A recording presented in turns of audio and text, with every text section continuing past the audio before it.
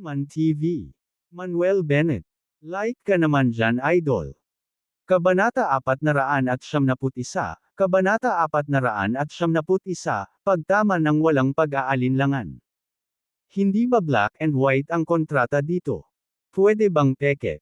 Malungkot na ipinakita ni Joey Chaplin ang kontrata sa dalawang tao. Nagkatinginan silang dalawa at kinilig mula ulo hanggang paa. May tatak pa itong Chaplin family. Ito ay tunay na tunay. May napansin din si Joey Chaplin at magalang na nagtanong, Mr. Bennett, what happened just now? Walang itinago si Manuel Bennett at sinabi kay Joey Chaplin ang nangyari. Matapos marinig ang sinabi ni Manuel Bennett, nagdilim ang mukha ni Joey Chaplin. Nilinggan niya ang dalawang tao at galit na sinabi, kilala mo ba kung sino itong Mr. Bennett na nasa harapan mo? Si Mr. Bennett ay ang pinakamayamang tao ng River City, ang pinakamayamang tao sa South City, na may netong halaga na mahigit 200 bilyon. Talagang sinabi mo na si Mr. Bennett ay isang mahirap na bata na hindi kayang bumili ng palda sa iyong tindahan. At na si Mr. Bennett ay walang higit sa 100 yuan sa kanyang pag-aari. Buksan ang iyong mga mata at makakita ng malinaw. Ang relo ni Mr. Bennett ay ang pinakabagong modelo ng Patek Philippe, na lumabas ilang araw lang ang nakalipas, at ito ay nagkakahalaga ng higit sa 5 milyon. Bukod dito, ang relo na ito ay kaka-launch lang, at hindi ito mabibili ng mga ordinaryong tao. Dahil dito, kinailangan ni Julia Stewart na umasa sa relasyon kay Claude, ang pangulo ng L'Oreal Region, upang mabili ang relo na ito, kung hindi, kailangan niyang maghintay para sa pampublikong paglabas nito. Nang marinig ito, nanlambot ang mga binti ni na Cyril Winslet at Diana McKenna. Pinakamayamang tao ng River City. Pinakamayamang tao ng South City. Isang netong halaga na mahigit 200 bilyon. Hindi nila akalain na ang mukhang ordinaryong batang ito na nasa harapan nila ay may ganoong kalaking background. Higit 5 milyon na ang halaga ng relo lang ng lalaki. Bagamat nakilala nila ang mga relo na Patek Philippe, hindi nila nakilala ang mga kaka-launch lang bilang pinakabagong mga modelo. Holy shit, sobrang low profile ba ng pinakamayamang tao? Ang isang solong relo ay nagkakahalaga ng higit sa 5 milyon, hindi nakakagulat na mabibili niya ang mall na ito. Totoo na hindi natin dapat husgahan ang isang libro sa pabalat nito. Ang mga tao sa eksena ay namangha at tumingin kay Manuel Bennett ng may paghanga. Halatang walang balak si Joey Chaplin na pakawalan ng madali ang dalawa. Kinuha niya ang cellphone niya at tumawag. Pagkatapos ng tawag, mga 10 minuto lang ang kailangan niyang maghintay. Isang malaking tiyan na nasa katanghaliang gulang na lalaki ang tumakbo na humihingal. Boss, bakit ka nandito? Nang makita ang nasa katanghaliang gulang na lalaki, biglang nataranta si Diana McKenna. Ang lalaking nasa katanghaliang gulang na ito ay walang iba kundi ang may-ari ng Laurent Goodwin clothing store na si Logan Lee. Lumapit si Logan Lee kay Joey Chaplin at yumuko, Mr. Chaplin, ano ang kailangan mo sa akin? Sabi ni Joey Chaplin, na-offend ng manager ng store mo ang kaibigan ko. I'm very unhappy about it. Alam mo na ang gagawin, di ba? Ano? Nagulat si Logan Lee, ang asong ito ay talagang nang ahas na saktan ang iyong kaibigan. Iyon ay hindi mapapatawad. With that, galit na sinabi ni Logan Lee kay Diana McKenna, mula ngayon, tinanggal ka na. Umalis ka dito. Hindi, mangyaring huwag. Diana McKenna ay lumuhad ng diretso sa lupa, umiiyak at nagsusumamo, boss, mangyaring huwag akong paalisin. Sa wakas ay nagtrabaho na siya hanggang sa posisyon ng manager, at ang kanyang sweldo, mga bonus, at mga komisyon ay nadagdag ng higit sa 1 milyon bawat taon. Ayaw niyang mawalan ng trabahong ito. Galit na umungol si Logan Lee, na-offend mo ang kaibigan ni Mr. Chaplin, kahit ang Heavenly King ay hindi makapagliligtas sa iyo. Lalong lumakas ang iyak ni Diana McKenna. Siya ay yumuko kay Manuel Bennett, nagmamakaawa, Sir, nagkamali ako, alam kong mali talaga ako. Hindi kita dapat kinutya, hindi dapat itinaboy, at nakikiusap ako na maawa ka at iligtas mo ako sa pagkakataong ito. Malamig na tiningnan ni Manuel Bennett si Diana McKenna at sinabing, hinding-hindi malalaman ng mga taong tulad mo na mali sila nang hindi tinuturuan ng leksyon. Si Laurent Goodwin ay isa sa nangungunang 10 luxury brand sa mundo, at ang kanilang focus ay sa serbisyo. Ikaw naman ay nangalumbaba sa paanan ng mayayaman at tinutuya, nilalay, at paalisan ng mga tila walang pera. Kung patuloy kang mananatili dito, mas malaki lang ang pagkalugi na ay dudulot mo kay Boss Lee. Natagpuan ni Logan Lee ang mga salita ni Manuel Bennett na napakamakatwiran. Direkta niyang sinipa si Diana McKenna sa lupa gamit ang isang paa at galit na umuungal, "Umalis ka na dito. Boss, pasensya na, alam kong mali talaga ako." Gumapang si Diana McKenna at kumapit sa binti ni Logan Lee, tumangging bumitaw. Damn it! Nagalit si Logan Lee, hinawakan ang buhok ni Diana McKenna, at itinapon siya palabas. Hindi na nag-abalang pansinin ni Manuel Bennett si Diana McKenna. Sa halip, tumingin siya kay Cyril Winslet at sinabing, "General Winslet, naalala ko sinabi mo lang na kung makakabili ako ng mall na ito, luluhod ka at tatawagan mo akong lolo. Ngayon, nakabili na ako nitong mall, hindi ba oras na para tuparin mo ang pangako mo?" Kung ilang beses lang siyang kinukutya ng lalaking ito, hindi na niya ito pinansin. Ngunit, ang lalaking ito ay naglakas loob na magkaroon ng mga disenyo sa kanyang babae, kaya natural na hindi niya ito papakawalan ng madali. Pilit na tumawa si Cyril Winslet at sinabing, "Sir, banibiro lang kita kanina, paano mo ito seseryosohin?" Walang pakialam na sinabi ni Manuel Bennett, "Paumanhin, sineseryoso ko ito." "Ikaw." Nanlamig ang mukha ni Cyril Winslet, at naging unfriendly ang tono niya, "Anak, kahit ikaw ang pinakamayamang tao sa River City, o pinakamayamang tao sa South City, ano? Ito ay Arthur City, hindi River City. At naglilingkod ako sa West family sa Arthur City. Kung maglakas loob kang hawakan ako, ibig sabihin hindi ka nagbibigay ng mukha sa West family. Pinakamabuting hayaan na lang ang bagay na ito. Kung hindi, sisiguraduhin kong magsisisi ka." Nanlamig ang mga mata ni Manuel Bennett, at bigla siyang tumayo at sinipa si Cyril Winslet sa dibdib. "Ah!" Napasigaw si Cyril Winslet at diretsyong lumipad palabas, halos may suka ang hapunan noong nakaraang gabi. Gulat na gulat ang mga taong naruroon. Malinaw, wala ni isa sa kanila ang umasa na ang tila mahinang binata na ito ay napakabangis para sipain ang isang tao ng napakalayo. Lumapit sa kanya si Manuel Bennett, hinawakan siya sa kwelyo gamit ang kaliwang kamay at binuhat, saka sinampal ng kanang kamay. Sampal. Isang malutong na tunog. "Ah!" Napasigaw si Cyril Winslet sa sakit, at biglang lumitaw ang mga marka ng 5 daliri sa kanyang mukha. "May pera man ako o wala ay wala sa iyo, at wala kang karapatan na pag-usapan iyon." Sabi ni Manuel Bennett, at muli siyang sinampal. Sampal. "Hindi ko nais na yumuko sa iyong antas, ngunit pinilit mo akong i-provoke ng paulit-ulit." Sampal.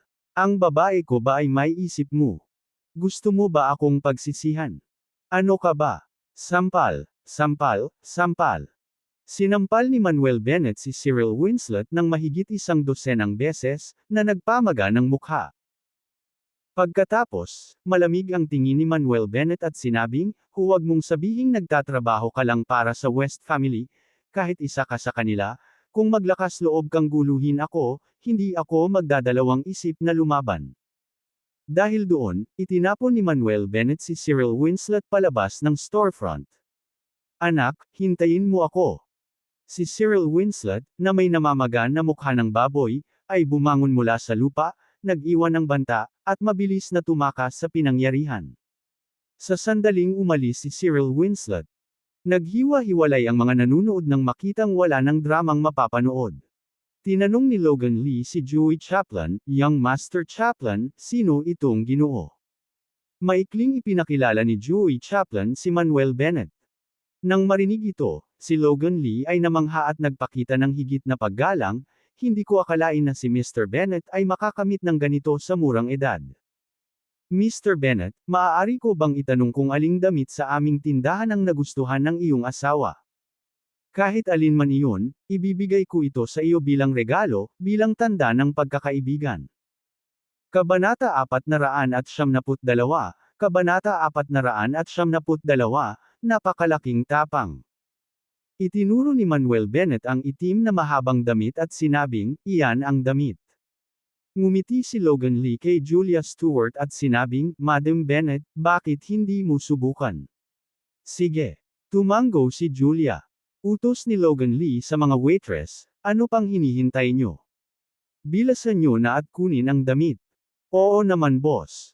Tuloy-tuloy na tumango ang mga waitress, mabilis na kinuha ang damit, at sinamahan si Julia na subukan ito.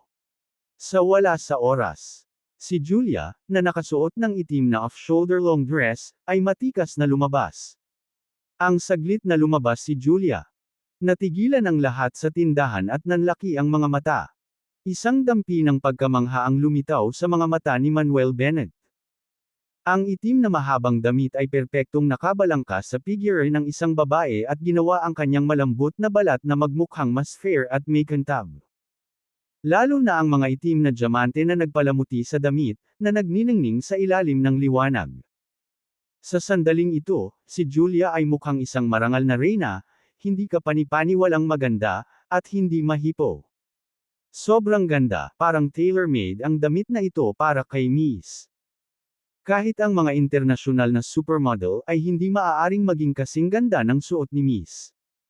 Taos-puso siyang pinuri ng mga waitress. Napabuntong hininga si Joey Chaplin, "Mr. Bennett, you're really blessed to marry Miss Stewart." Paulit-ulit ding tumango si Logan Lee. "Manuel, ano sa tingin mo?" Lumapit si Julia at nagtanong. Sinabi ni Manuel Bennett, "Maganda, napakaganda. Ang damit na ito sa iyo ay nagkakahalaga ng hindi lamang 6 na milyon, kundi pati na rin 600 milyon. Nang marinig ang papuri ni Manuel, natuwa si Julia, at bahagyang namula ang kanyang magandang mukha. Ang kanyang kagandahan ay nahihigitan ng anumang sinaunang at modernong kagandahan, at kahit isang bulaklak ng lotus ay may inggit sa kanya. Parehong natulala sa kanya sina Joey Chaplin at Logan Lee sa gilid. Gayunpaman, ang dalawa ay hindi naglakas loob na tumitig ng matagal at mabilis na nag-iwas ng tingin. Natigilan din ang mga babaeng waitress, ngunit ang kanilang mga puso ay puno ng paghanga at wala man lang selos. Ngumiti ng malumanay si Julia at sinabing, "Dahil sa tingin mo ay maganda ito, kunin natin ito." Pagkatapos noon, bumalik si Julia sa kanyang damit.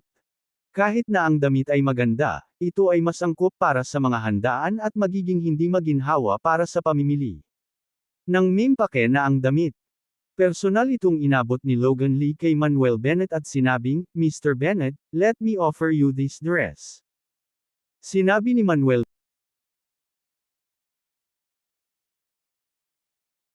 halong tawa at luha, "Mr. Lee, pinahahalagahan ko ang iyong kabaitan. Gayunpaman, ang damit na ito ay isang regalo para sa aking asawa. Ano ang ibig sabihin kung ibigay mo ito sa akin? Kaya, anuman ang gastos, ito ang tamang halaga." Biglang natauhan si Logan Lee at natawa, "Tama si Mr. Bennett, hindi ko naisip yon."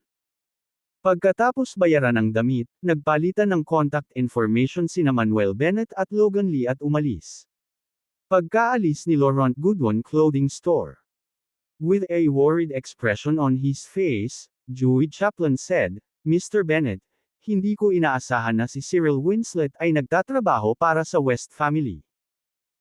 Ang West Family ay kilalang-kilala sa pagiging proteksyon sa kanilang sarili, at malamang na hindi kanila papakawalan ng madali pagkatapos mong matamaan si Cyril Winslet ngayon. Pinaikit ni Manuel Bennett ang kanyang mga mata at nagtanong, "Young Master Chaplin, napakalakas ba ng West Family?" Sumagot si Joey Chaplin, "Ang West Family ay isang first-class na pamilya sa Arthur City, na may malaking impluwensya sa iba't ibang larangan. Kahit ang aming Chaplin family ay hindi maihahambing sa kanilang kabuuang lakas." "Oh." Tumango si Manuel Bennett at nagtanong, "Paano ang West Family kumpara sa Hanna Family at sa Jenkins Family?" Umiling si Joey Chaplin at sinabing, "Ang Hanna Family at ang Jenkins Family ang nangungunang dalawang pamilya sa Arthur City, at natural, hindi may kukumpara ang West Family. Kung ganoon ay ayos lang." Tumawa si Manuel Bennett at sinabing, "Young Master Chaplin, huwag kang mag-alala. You can go and do your own business, may kailangan pa kaming mamili ng asawa ko. Sige, hindi na kita iistorbohin pa. Bagamat hindi naintindihan ni Dewey Chaplin kung saan nanggaling ang kumpiyansa ni Manuel Bennett, hindi man lang siya natatakot sa West family. Hindi na siya nagtanong pa at nagmamadaling umalis. Gayunpaman, naisip ito ni Dewey Chaplin at nagpa siya na tawagan ang kanyang ama.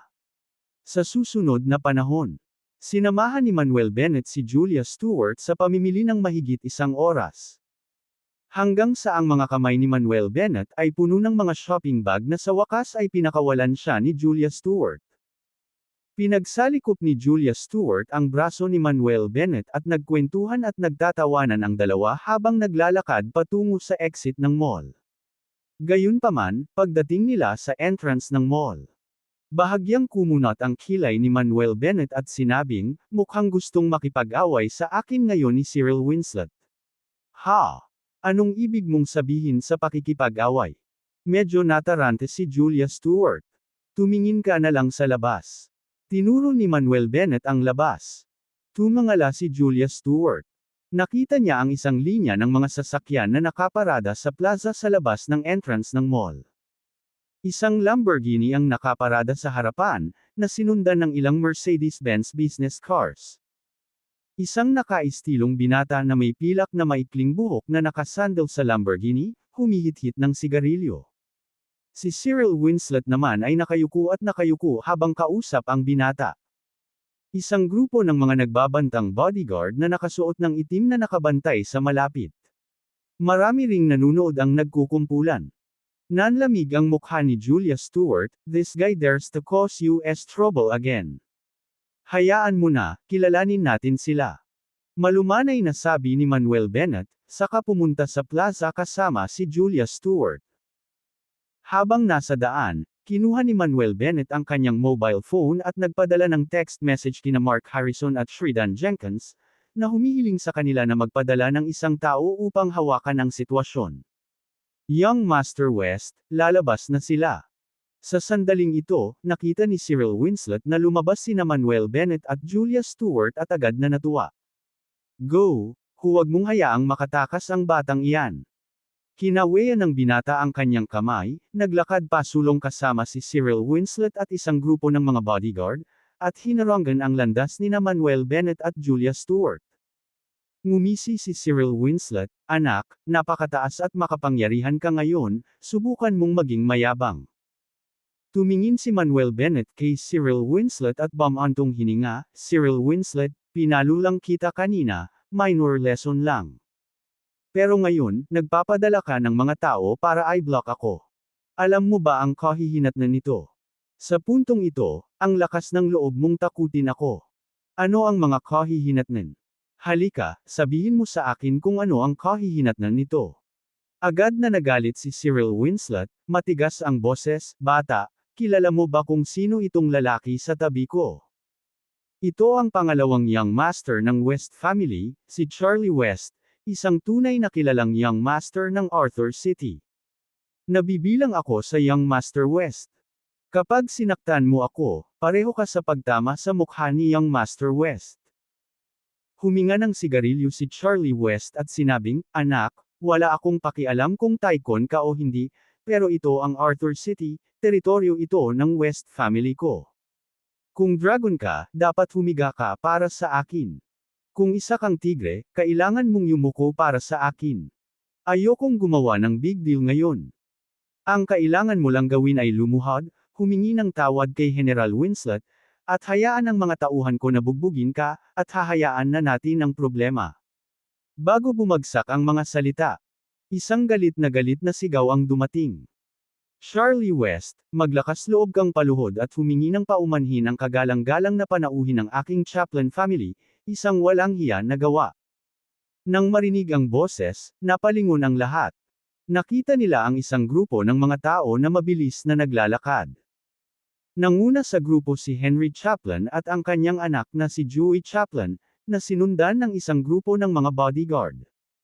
Hindi nagtagal, sinabi ni Dewey Chaplin kay Henry Chaplin ang tungkol sa sitwasyon dito.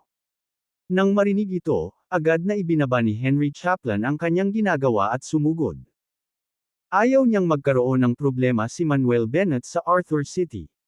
Kabanata 473, Kabanata 473, dumating na lahat ang tatlong pangunahing pamilya.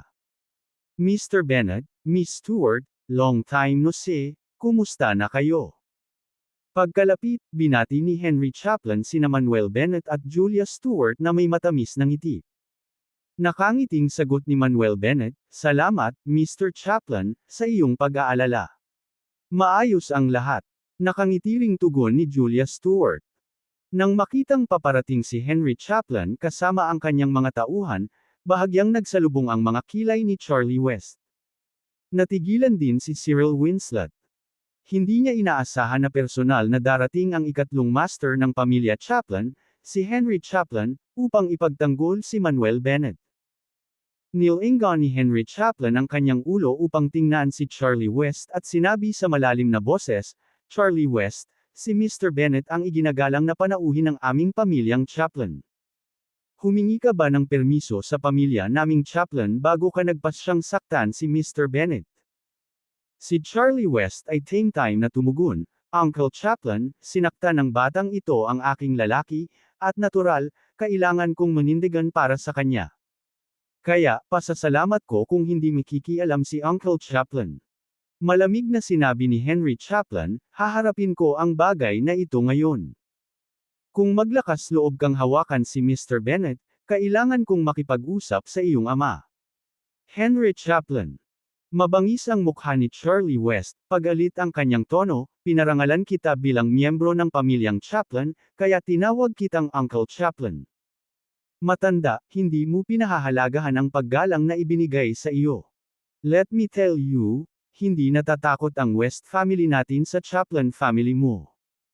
Siya ang young master ng West family, at saka, maraming tao ang nanunood ngayon, kaya natural na hindi siya maaaring magpakita ng kahinaan. Kung siya ay nagpapakita ng kahinaan, pagkatapos ay iisipin ng iba na ang pamilyang Chaplin ay nakakuha ng mataas na kamay sa pamilyang kanluran." Sa makatuwid, kahit na magreklamo si Henry Chaplin sa kanyang ama mamaya, ito ay walang silbi. Pagkatapos ng lahat, ang relasyon sa pagitan ng pamilyang kanluran at ng pamilyang Chaplin ay hindi kailanman naging mabuti at palaging nakikipagkompetensya. Kung maaari nilang samantalahin ang sitwasyong ito upang sugpuin ang pamilya Chaplin, mas gusto ng kanyang ama na kiligin. "Charlie West, ako man lang ang nakakatanda mo, how dare you speak to me like that?" Sa sobrang galit ni Henry Chaplin ay kumakabog ang kanyang dibdib at nanginginig ang kanyang buong katawan. Nandito siya sa pagkakataong ito para panindigan si Manuel Bennett. Kung susupilan siya ng isang batang miyembro ng pamilyang kanluran na tulad nito, ito ay isang malaking kahihiyan. Ganoon din ang naramdaman ni Joey Chaplin, mahigpit na nakakuyom ang kanyang mga kamao. Inihagis ni Charlie West ang upos ng sigarilyo, at mayabang na sinabi, "Nagsalita na ako, ano ang gagawin mo tungkol dito? Henry Chaplin, kung ayaw mong magdala ng gulo sa pamilya mong Chaplin, mas mabuting mawala ka." "Ikaw." Nanlalaki ang mga mata ni Henry Chaplin, halos sisabog na sa galit. Nang makita ito, lubos na nasiyahan si Cyril Winslet. Ano ang mahalaga kung ang batang ito ay may suporta ng pamilya Chaplin? Nasa panig niya ang suporta ng pamilyang kanluran, ano kayang halaga ng pamilyang Chaplin? "Anong sabi mo? Ang yabang pa ni Charlie West, huwag mo akong titigan ng ganyan. Ano, gusto mo akong suntukin? Kung maglakas loob ka, subukan mong hampasin ako minsan. Halika, suntukin mo ako. Don't dare to hit." Tama, mas ganyan yan. Bago bumagsak ang kanyang mga salita. Sampal. Isang malutong na sampal ang umalangaw. Direktang pinaatre si Charlie West ng ilang hakbang sa pamamagitan ng sampal na ito, na may 5 malinaw na fingerprint na lumilitaw sa kanyang mukha. Biglang tumahimik ang eksena. Ang lahat ay nakatitig ng blanko kay Manuel Bennett. Dahan-daang binawi ni Manuel Bennett ang kanyang kamay at sinabing, "Sinaktan kita, ano ang gagawin mo dito? Ikaw." Gulat na tiningnan ni Charlie West si Manuel Bennett, Malinaw na hindi inaasahan ni Manuel Bennett na maglakas loob na saktan siya. Natigilan din si Cyril Winslet. Ang paghampas sa kanya ay isang bagay, ngunit ang pangahas na tamaan si Young Master West. Anong sabi mo?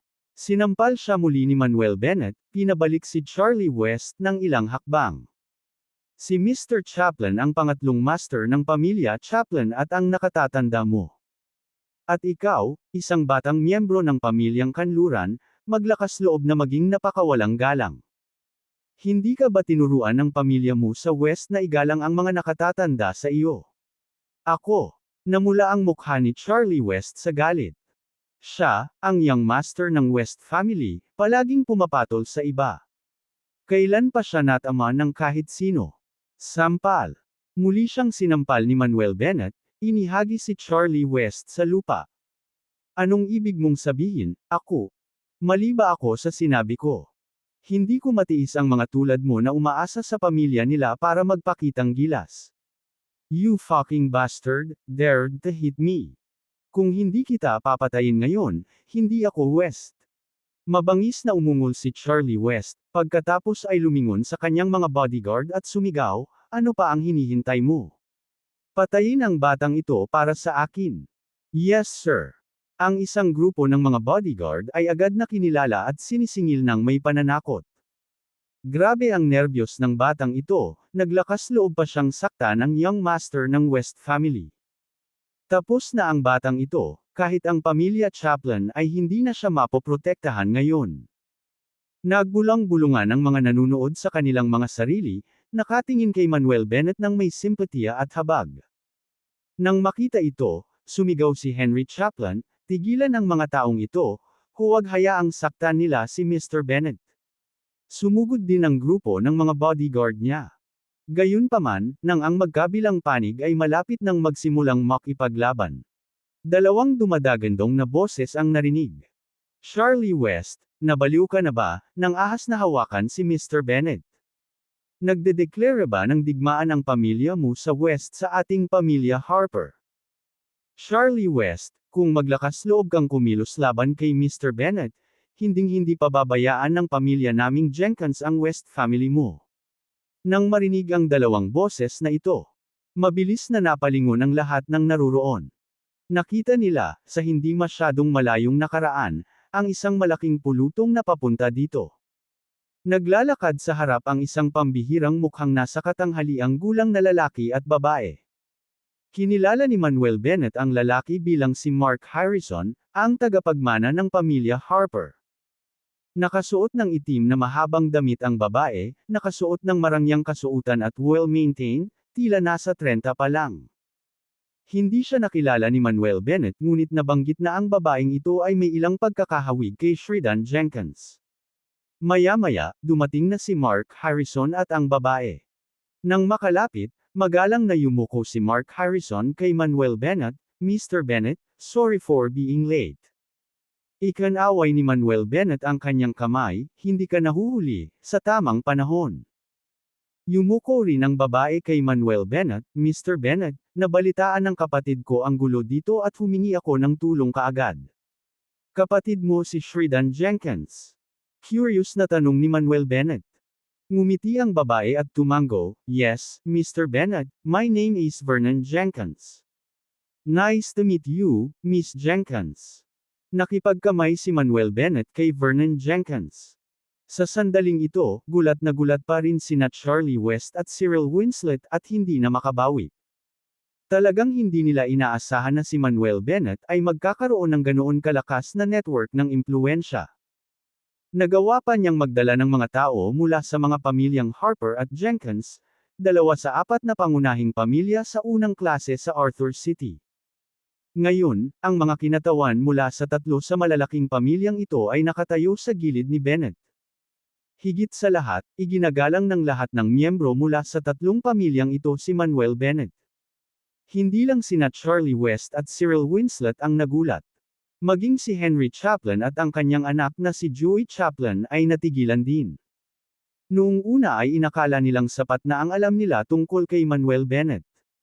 Ngunit ngayon napagtanto nilang wala silang alam tungkol sa kanya.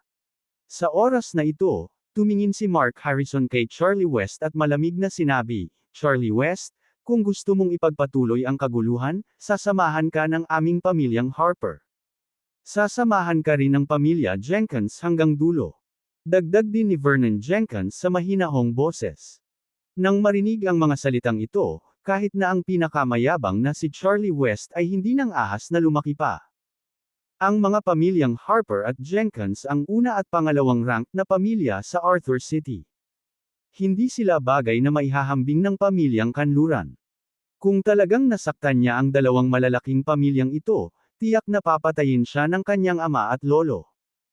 Kabanata 474, Kabanata 474, ang matabang tubig ay hindi umaagos sa mga patlang ng mga tagalabas. Sa pag-iisip na iyon, si Charlie West ay nanginginig. Sinabayan niya ng ngiti, "Mr. Harris, Miss Jenkins, you're joking. Kung alam ko lang kanina na kaibigan yung dalawa ang ginoong ito, hindi ako maglalakas loob na hawakan siya kahit bigyan mo pa ako ng 100 lakas ng loob." Nang makitang nakayuko si Charlie West, nanlamig ang puso ni Cyril Winslet, at nagsimulang mamotla ang kanyang mukha. Gusto niyang mahanap ang West family para tumulong, ngunit ngayon ay nasaktan niya ang lahat ng tatlong nangungunang pamilya ng sabay-sabay, at talagang natapos na siya. Ikinaway ni Mark Harrison ang kanyang kamay, "Dahil tapos na ang gulo, mabilis kang mawala." Oo, aalis na ako." Sinabayan pa ni Charlie West ng ngiti at tumalikod na para umalis. "Maghintay." Biglang tinawag ni Manuel Bennett si Charlie West. "Sir, may iba pa po ba kayong hiling?" Lumingon si Charlie West, na may ngiti sa kanyang mukha. Mahinahong sinabi ni Manuel Bennett, "Naging masungit ka lang kay Mr. Chaplin, sa tingin mo ba hindi ka dapat humingi ng tawad?" Dapat. Paulit-ulit na tumango si Charlie West, at saka yumuko kay Henry Chaplin, "Tito Chaplin, pasensya na, hindi ako dapat naging bastos sa iyo." Saka lang nag-wave ng kamay si Manuel Bennett, "Sige, magwala ka lang." Tulad ng pagtanggap ng kapatawaran, pinunasan ni Charlie West ang malamig na pawis sa kanyang noo at mabilis na naghanda na umalis kasama ang kanyang mga tao. Naghanda na rin si Cyril Winslet na umalis kasama nila. Itinuro ni Manuel Bennett ang isang kamay kay Cyril Winslet at malamig na sinabi, "Pwede siyang umalis, ngunit manatili ka." "Young Master West." Tumingin si Cyril Winslet kay Charlie West na may mukha na humihingi ng tulong. "Anong young master? Wala akong kinalaman sa'yo." Direktang sinipa ni Charlie West si Cyril Winslet sa lupa gamit ang isang paa, at pagkatapos ay nagmamadaling umalis kasama ang iba pa. Nang makitang inabandona siya ni Charlie West, natakot si Cyril Winslet sa malamig na pawis. Direkta siyang lumuhad sa lupa, yumuko kay Manuel Bennett at nagmamakaawa, "Sir, alam kong mali talaga ako. Pakiusap, maawa ka at paalisin mo ako kahit minsan lang. Pakawalan mo." Malamig ang mga mata ni Manuel Bennett, "Kanina lang kita binitawan, pero hindi mo alam kung paano ito pahalagahan at nagdala ng mga tao mula sa West family para bigyan ako ng gulo. Sa tingin mo ba talaga mabait ako? Sir, I won't dare to do it again. Please, spare me once." Si Cyril Winslet, nanginginig sa takot, luha at uhog na umaagos pababa. Lumingon si Manuel Bennett kay Mark Harrison at sinabing, "Mr. Harris, okay lang na iligtas ang buhay ng taong ito, bigyan na lang natin siya ng parusa." Tumango si Mark Harrison, "Sige, makinig tayo kay Mr. Bennett at mabangkarote ang pseudo-logistics niya. Mr. Harris, huwag, pakiusap." Nanginginig ang buong katawan ni Cyril Winslet. Kapag nabangkarote ang kanyang kumpanya, mawawala na ang kanyang mga mamahaling sasakyan, mansyon, at mga manliligaw. Hindi pinansin ni Mark Harrison si Cyril Winslet, bagkus ay kinuha niya ang kanyang telepono at tumawag. Hindi nagtagal matapos niya ang tawag. Sunod-sunod na tawag sa telepono ang napunta sa mobile phone ni Cyril Winslet. Sunod-sunod na tawag ni Cyril Winslet. Nang matapos ang mga tawag, nakaupo siyang bumagsak sa plaza, ganap na sira at desperado, at napaluha. Hindi na nag-abala pa si Manuel Bennett sa taong ito at sinabi kay Mark Harrison, Vernon Jenkins, at Henry Chaplin, Ang dahilan kung bakit kita pinatawag dito ay talagang mayroon akong dapat pag-usapan sa iyo. Sinabi ni Mark Harrison, sige, pumunta tayo sa coffee shop sa kabilang kalye at maupo para makipag-usap. Maya-maya pa, dumating si Manuel Bennett at ang iba pa sa coffee shop sa kabilang kalye at nag-book ng private room. Nang makaupo na ang lahat, sinabi ni Manuel Bennett, dapat malaman ninyong lahat na sa panahong ito, ang aming East Beauty Pharmaceuticals ay naglista ng 3 bagong produkto. Ang mga ito ay ang Jade Beauty Facial Mask, Divine Hair Growth Liquid, at 7 Treasures Fortifying Peels. Alam namin, syempre, alam namin. Henry Chaplin interrupted, I heard that these 3 products are sell very well sa River City, even in South City Province, and even in other provinces and city outside. Tumango rin si Vernon Jenkins at sinabing, narinig ko na rin. Sinabi ni Mark Harrison, nabanggit din ito sa akin ng aking kapatid, na ang 3 produktong ito ay magbebenta lamang ng mas mahusay at mas mahusay sa hinaharap. Tumawa si Manuel Bennett at sinabing, kaya, iniimbitahan ko kayong lahat dito dahil gusto kong makatrabaho kayo. Magkaibigan tayong lahat, kaya sa halip na maghanap ng ibang mga distributor para kumatawan sa ating mga produkto, mas mabuting makipagtulungan sa iyo. Sa sandaling sinabi ang mga salitang ito, Mark Harrison, Vernon Jenkins, at Henry Chaplin lahat ay may mga ekspresyon ng kasiyahan sa kanilang mga mukha. Natigilan din si Julia Stewart, dahil hindi niya inaasahan na tinawagan ni Manuel Bennett si Harrison at ang iba pa at iniisip ito. Tuwang-tuwang sinabi ni Henry Chaplin, Mr. Bennett, ibibigay mo ba talaga sa amin ang mga karapatan sa pamamahagi? Tuwang-tuwang bulalas din ni Vernon Jenkins, Mr. Bennett, kung payag kang ibigay sa akin ang mga karapatan sa pamamahagi, kakailanganin ko lang ng 30% profit margin, hindi 20% ang gagawin. Humalaklak si Mark Harrison, matutuwa ang kapatid ko kung alam niyang tinulungan ko siyang masecure ang mga karapatan sa pamamahagi. Tumawa si Manuel Bennett at sinabing, magkaibigan tayong lahat, kaya natural na gusto kong kumita ng pera sa lahat. Sa hinaharap, kapag naglunsad ang East Beauty Pharmaceuticals ng mga bagong produkto, ibibigay muna namin sa iyo ang distributorship. Ngumiti si Julia Stewart at sinabing, tama si Manuel, lahat tayo ay magkaibigan, kaya natural na panatilihin ang mga kita sa loob ng ating bilog. Gayun din, lahat ay makakakuha ng 30% na margin ng kita kapag kumakatawan sa aming mga produkto. Tumawa si Henry Chaplin, maraming salamat, Mr. Bennett at Miss Stewart. Nagpahayag din ng pasasalamat sina Mark Harrison at Vernon Jenkins. Sinabi ni Manuel Bennett kay Julia Stewart, Julia, I've found these partners for you. As for how to proceed with the negotiations, I'll leave it to you.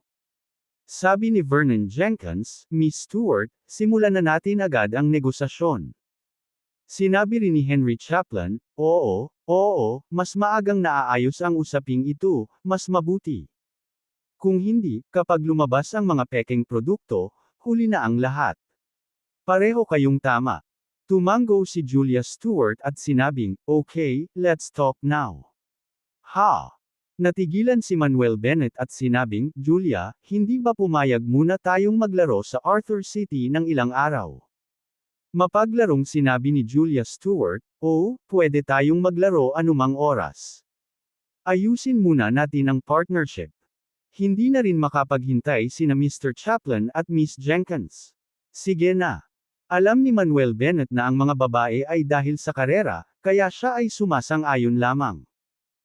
Napakamot ng ulo si Mark Harrison at sinabing, Miss Stewart, pasensya na, pero hindi ko talaga naiintindihan ang business side ng mga bagay, kaya hahayaan ko ang kapatid ko na pag-usapan ito sa iyo. Tumango si Julia Stewart at sinabing, oo naman. Pagkatapos ay tinawagan ni Mark Harrison ang kanyang kapatid. Pagkatapos ng tawag, sinabi ni Mark Harrison kay Manuel Bennett, Mr. Bennett, mayroon akong isang elder na nangangailangan ng iyong medikal na paggamot. Mangyaring tulungan kami. Tinanong ni Manuel Bennett, anong sakit ang dinaanan ng iyong nakatatanda? Sinabi ni Mark Harrison, malalaman mo kapag sumama ka sa akin. Sige, sasamahan kita. Tumango si Manuel Bennett bilang pagsang-ayon. Pagkatapos noon ay nagpaalam na silang dalawa kay Julia Stewart at lumabas ng private room. Paglabas ng coffee shop, sumakay sila sa kotse at umalis.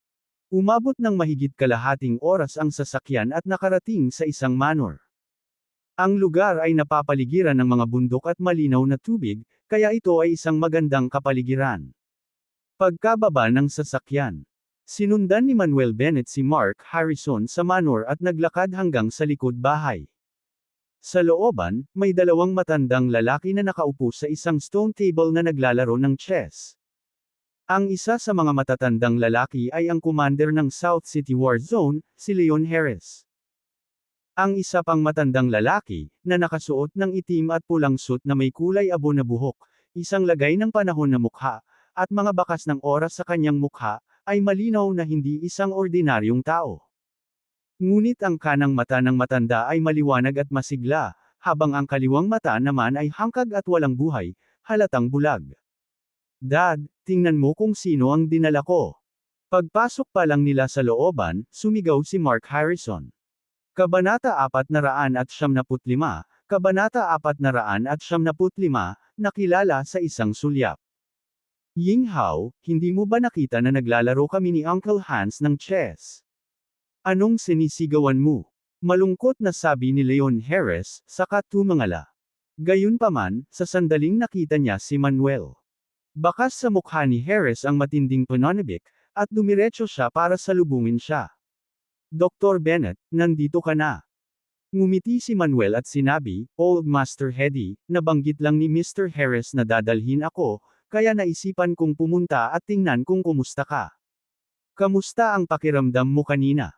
Tumawa si Harris at sinabing, Dr. Bennett, salamat sa iyo, ang aking katawan ay ganap ng walang problema.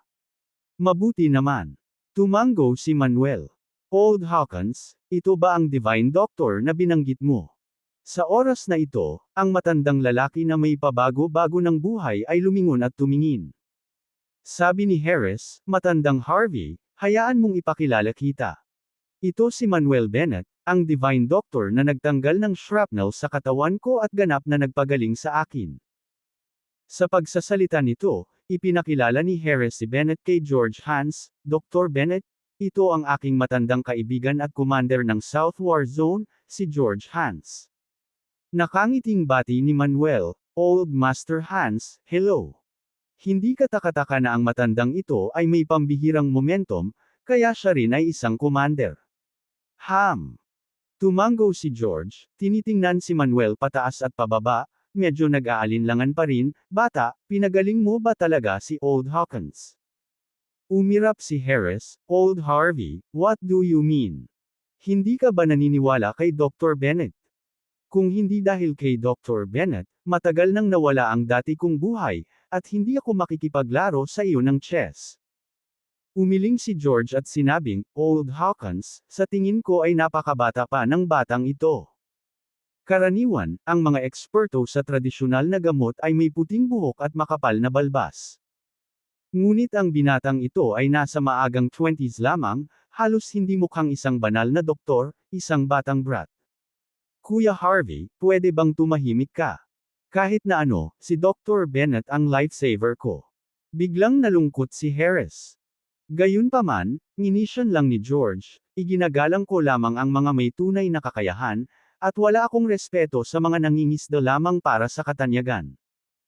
Mabilis na ipinaliwanag ni Harris kay Manuel, Dr. Bennett, huwag mong personalin, ang matandang lalaki na ito ay laging nagsasalita ng ganito. Tumawa si Manuel at umiling, huwag kang mag-alala, hindi ako makikipagtalo kay Old Master Hans. Iginagalang ni Manuel ang mga matatandang ito mula sa kaibuturan ng kanyang puso. Pagkatapos ng lahat, kung wala sila, hindi magkakaroon ng tahimik at matatag na buhay ngayon. Hindi ka makikipagtalo sa akin. Biglang tumawa si George. Kinuha niya ang kanyang tasa at humigop ng kape, sinabing, bata, dahil sinasabi ni Old Hawkins na isa kang banal na doktor, ang iyong mga medikal na kasanayan ay dapat na napakahusay, tama. Hindi masama. Tumango si Manuel bilang pagsang-ayon. Ngumisi si George, kung ganoon, maaari mo bang sabihin sa akin kung ano ang mali sa aking katawan? Mahinahong sinabi ni Manuel, bulag ka sa kaliwang mata mo, na dapat ay resulta ng malakas na epekto ng panlabas na puwersa. Bago pa siya matapos magsalita. Sok, akala ko ba talaga divine doctor ka, so ka pala. Kahit sino ay makakapagsabi na may problema sa kaliwang mata ng aking lolo, hindi nakakagulat na makikita mo rin ito. Isang nakakainis na boses ang nanggaling sa isang kwarto. Lumingon si Manuel at nakitang lumabas ang dalawang babae. Ang isa sa kanila ay mukhang nasa maagang 20s, na may kulay trigo na balat. Bagamat katamtaman ang kanyang hitsura, medyo maganda ang kanyang figure. Ang ibang babae ay tila nasa 30s, nakasuot ng puting lab coat at isang pares ng black framed na salamin, marahil ay isang doktor. Lolo, oras na para uminom ng gamot mo. Lumapit ang dalaga na may dalang tray sa kamay. Mayroong ilang mga table tas at isang baso ng tubig sa tray.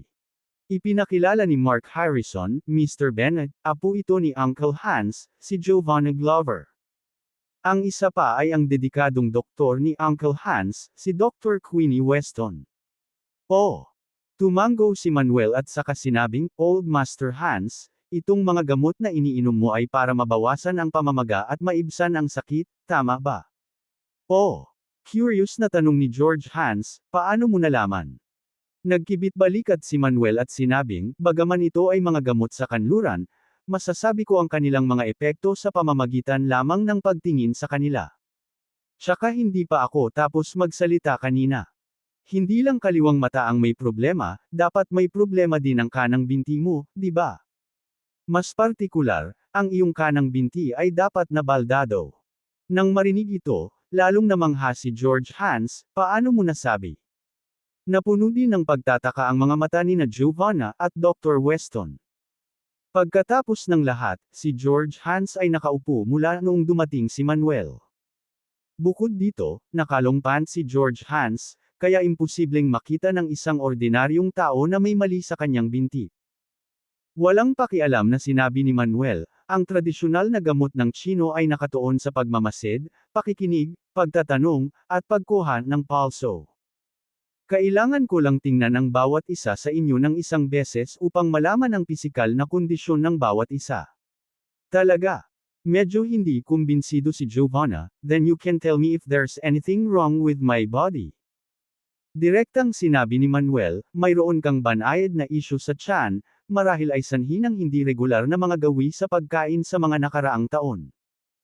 Kung ayaw mong magdulot ng malalaking problema ang iyong tiyan, pinakamahusay na baguhin ang ilang masamang gawi sa lalong madaling panahon. Ano? Natigilan si Giovanna Glover. Siya nga ay may problema sa tiyan, at ito ay nangyayari sa loob ng ilang taon. Itinatago niya sa kanyang pamilya ang sakit at hindi niya sinabi kahit kanino. Ngunit hindi niya inaasahan na makikita ito ng binata sa isang sulyap. Tumingin si George Hans kay Giovanna at kumunat ang noo, Giovanna, may problema ka ba talaga sa tiyan? Oo, lolo. Tumango si Giovanna. Napabuntong hininga si George Hans at sinabing, Giovanna, nasabi ko na sa iyo dati, kahit busy ka sa trabaho, dapat palagi kang kumain at magpahinga sa oras.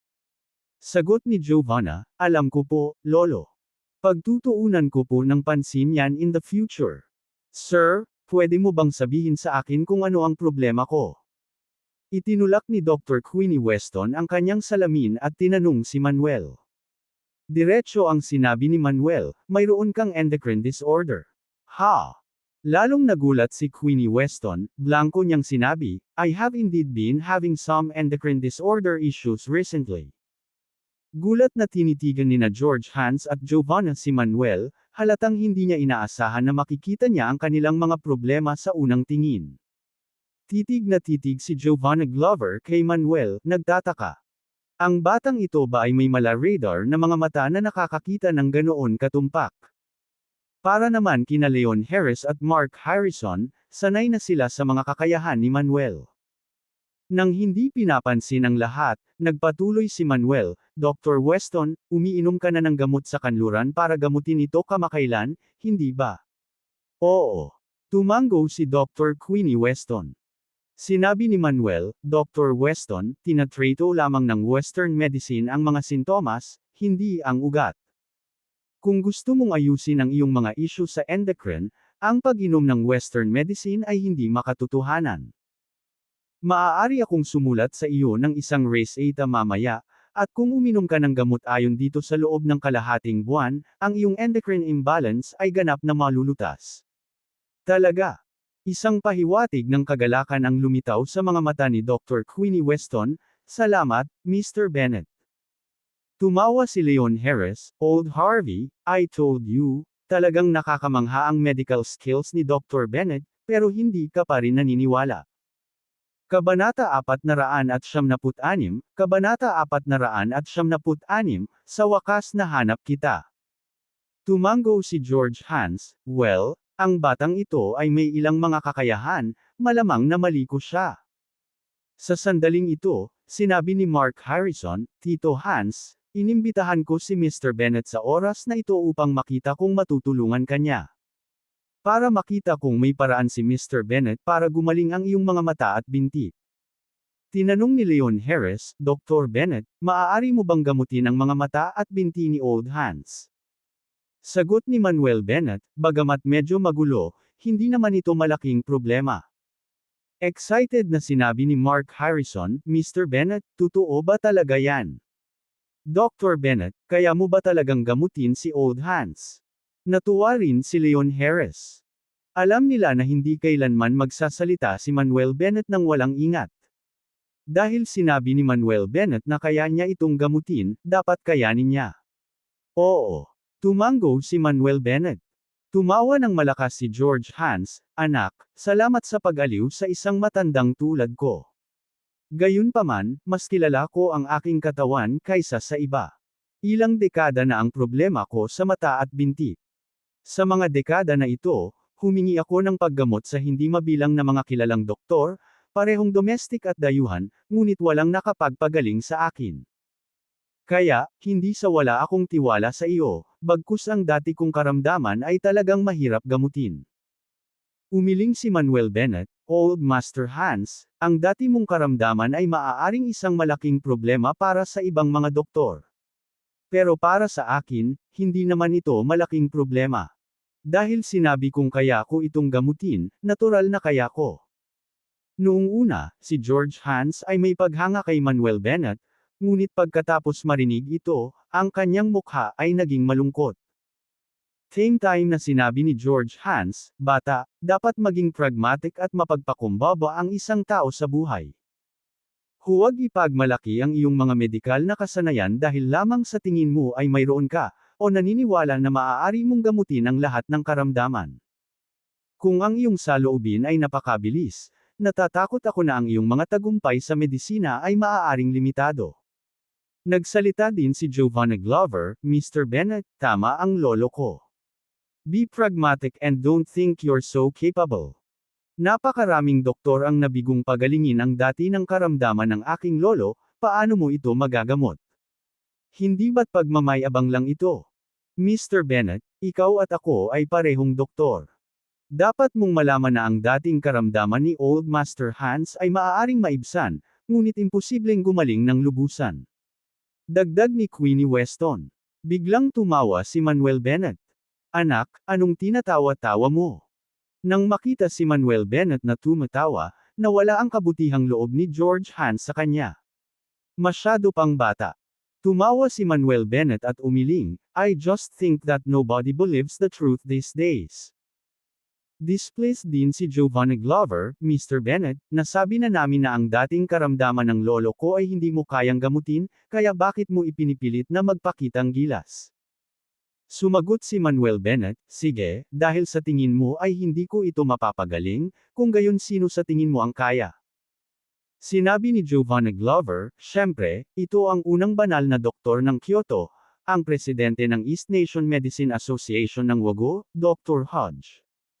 2 araw na ang nakalipas, tinawag ng lolo ko si Dr. Hodge. Sinabi ni Dr. Hodge na natutunan niya kamakailan ang huling 4 na karayom ng kangnang magic needles, at marahil ay may kumpiyansa na maibsan ang karamdaman ng aking lolo. Kahit na si Dr. Hodge, isang dalubhasa sa tradisyonal na gamot, ay hindi nangangahas na igarantya ang isang lunas para sa lumang karamdaman ng aking lolo, paano mo magagawa? Biglang natauhan ni Manuel Bennett, "Oh, ang matandang iyon. Kilala mo ba si Dr. Hodge?" Tanong ni Giovanna Glover. Umiling si Manuel Bennett, "I can't say I know him, I just had a brief encounter in Kyoto." Ngumisi si Giovanna Glover, "What brief encounter? I think you've just heard of Dr. Hodge." Kung tutuusin, si Dr. Hodge ang presidente ng Traditional Medicine Association, ang may-ari ng pamilya ng Holt family, ay may hindi kapani-paniwalang kasanayang medikal, at kilala bilang living divine doctor. Sa isang maliwanag na titulo bilang Dr. Hodge, hindi nakakagulat na narinig mo siya. Gayunpaman, ikaw, isang nakababatang henerasyon, ay dapat na igalang ang Divine Dr. Hodge at huwag tawaging matanda ang iba. Ngumiti lang si Bennett at hindi na nagsalita pa. Lumapit si Leon Harris upang mamagitan, "Mr. Hans, dahil hindi ka naniniwalang malulunasan ito ni Dr. Bennett. Maghintay tayo hanggang sa dumating si Divine Dr. Hodge at tingnan ang sitwasyon. Kung hindi ito magamot ni Dr. Hodge, hayaan mo si Dr. Bennett na tingnan, paano iyon?" Si George Hans ay mukhang naguguluhan, "Mr. Harris, naniniwala ka rin bang mapapagaling ng batang ito ang aking malalang sakit?" Sumagot si Leon Harris, "Naniniwala ako na hindi magsisinungaling si Dr. Bennett." Ikinaway ni George Hans ang kanyang kamay, "Sige, sige. Pag-usapan natin ito mamaya." Sa kanyang opinyon, hanggat dumating si Divine Dr. Hodge, ang batang ito ay walang kinalaman dito. Sa sandaling iyon, may boses galing sa labas. "Old Master, dumating na si Divine Dr. Hodge." Nang marinig ang boses, napalingon ang lahat. Nakita nila ang kasambahay ng pamilya Harris na inaakay ang isang matandang lalaki at isang dalaga sa looban. Ang matanda ay nakasuot ng isang mapusyaw na kulay abong tel ang balabal, na may mapupulang kutis at masiglang hitsura. Ang dalaga ay nakasuot ng plain white cloth robe, ang kanyang figure ay katangi-tangi, at ang kanyang mukha ay talagang maganda, at ang kanyang buhok ay nakatali sa isang nakapusod. Nakilala ni Bennett ang dalawa sa isang sulyap. Ito ay sina Malcolm Hodge at Adrian Spence, na nakilala niya kamakailan sa tabing kalsada sa Kyoto. "Divine Dr. Hodge, dumating ka na sa wakas. Banal na Dr. Hodge, matagal nang hindi nagkikita. Lolo Hodge, Sister Spence." Sinalubong sila nina Leon Harris at George Hans habang papalapit. Ngumiti si Malcolm Hodge, "Mr. Hawkins, Mr. Hans, long time no see. Kumusta ka kamakailan?" Hinaway-kaway ni Leon Harris ang kanyang kamay, "Ay, ganun lang. So. Tumawa si George Hans, "Banal na Dr. Hodge, nabalitaan kong kabisado mo na ang huling 4 na karayom ng kang ng magic needles, kaya nasa iyo na ang malalang sakit ko." Sumagot si Malcolm Hodge, "Ang huling 4 na karayom ng kang ng magic needles, ay hindi ko sinaliksik, ngunit kinumplito ng isang misteryosong banal na doktor. Sigurado ako na ang mga kasanayang medikal ng banal na doktor na iyon ay lubos na higit sa akin. Kaya sa pagkakataong ito pumunta ako sa The South para sa 2 dahilan, ang isa ay upang tingnan ang iyong malalang sakit, Old Hans. At ang isa pa ay ang hanapin ang banal na doktor na iyon at pasalamatan sila ng personal." Nagulat si George Hans, "Divine Dr. Hodge, nagbibiro ka, tama? Mayroon ba talagang isang banal na doktor sa East Nation na mas sanay kaysa sa iyo?" Mukhang hindi rin makapaniwala si Giovanna Glover, "Lolo Hodge, sa puso ko, ang iyong medical skills ang pinakamalakas, at walang makakapantay sa iyo." Paulit-ulit na umiling si Malcolm Hodge, "Mr. Hans, hindi masasabi ng mga salita. Sa ating East Nation, may mga nakatagong dragon at nakayukong tigre, at maraming mahuhusay na tao. Hindi ako nang ahas na I claim na ako ang unang banal na doktor sa East Nation. Bukod dito, kung wala ang misteryosong banal na doktor na iyon na tinutulungan akong kumpletuhin ang huling 4 na karayom ng kang ng magic needles. Natatakot ako na hindi ko mapag-aralan ang huling 4 na karayom sa buong buhay ko." Napabuntong hininga si George Hans, "Dahil kahit ikaw, si Divine Dr. Hodge, ay nagsabi, sapat na upang patunayan na ang banal na doktor ay talagang napakakapangyarihan. Talagang inaasahan kong makilala ko ang banal na doktor na iyon balang araw. Sa sandaling ito, nakita ni Mark Harrison si Bennett na nakatayo pa rin sa malayo at mabilis na sinabi, Mr. Bennett, halika at kilalanin si Divine Dr. Hodge. Nakangiting naglakad si Bennett, Dr. Hodge, Miss Pence, nagkita tayong muli. Nang makitang paparating si Bennett, mariin na ipinikit ni Malcolm Hodge ang kanyang mga mata na parang hindi makapaniwala at naisip na may nakikita siya. Nanginginig sa punonibik ang maselang katawan ni Adrian Spence, napabulalas, Lolo, siya po. Siya po talaga. Natagpuan namin siya. Nahanap na namin siya. Little brother. Oh, no, I mean. Little miracle doctor. I finally found you. Nagmamadaling umakyat si Malcolm Hodge at hinawakan ng mahigpit ang kamay ni Bennett. Puno ng excitement ang mga mata niya, hindi alam ang gagawin. Siya ay halos hindi magkatugma. Kabanata 497, Kabanata 497, sa itaas ko. Sa isang iglap. Si Leon Harris at George Hans, bukod sa iba pa, ay tulala, hindi naiintindihan ang nangyayari. Lalo na sina George Hans, Giovanni Glover, at Queenie Weston, na mas nabigla. Kahit si Dr. Hodge ay tinawag ang batang ito na Divine Doctor. Hindi kaya ang batang ito ay ang Divine Doctor? Nagdududang tanong ni Manuel Bennett, hinahanap mo ba ako? Oo, oo. Masiglang tumanggo si Malcolm Hodge, munting himalang doktor, ilang araw na kitang hinahanap. Tuwang-tuwang sinabi rin ni Mabel Hodge, Divine Doctor, halos isang linggo na kaming hinahanap ng lolo ko. Nagtanong kami sa buong bansa para sa iyong impormasyon sa mga araw na ito. Pagkatapos ng lahat ng hirap, sa wakas ay natagpuan ka na namin. Lalong naguluhan si Manuel Bennett, what do you want with me? Huminga ng malalim si Malcolm Hodge at sinabing, munting miracle doctor, ilang araw na ang nakalipas. Nakumpleto mo ba ang huling 4 na karayom ng kang ng magic needles, sa Hall of Divine Hands main shop ko? Oo. Tumango si Manuel Bennett at sinabing, nakita kong naglabas ka ng reward, at nakaramdam ako ng koneksyon, kaya pinunan ko na lang ito. Maluha-luha na sinabi ni Malcolm Hodge, munting miracle doctor, angkang ng magic needles. Na basta-basta mong pinunan ay ang ancestral acupuncture skills na ipinasa ng aking Holt family. Ang hanay ng mga kasanayan sa acupuncture ay may pambihirang kahalagahan sa aming buong Holt family. Hindi ko talaga alam kung paano kita pasasalamatan. Sinabi ni Mabel Hodge, Lolo, hindi ka ba naglabas ng gantimpala?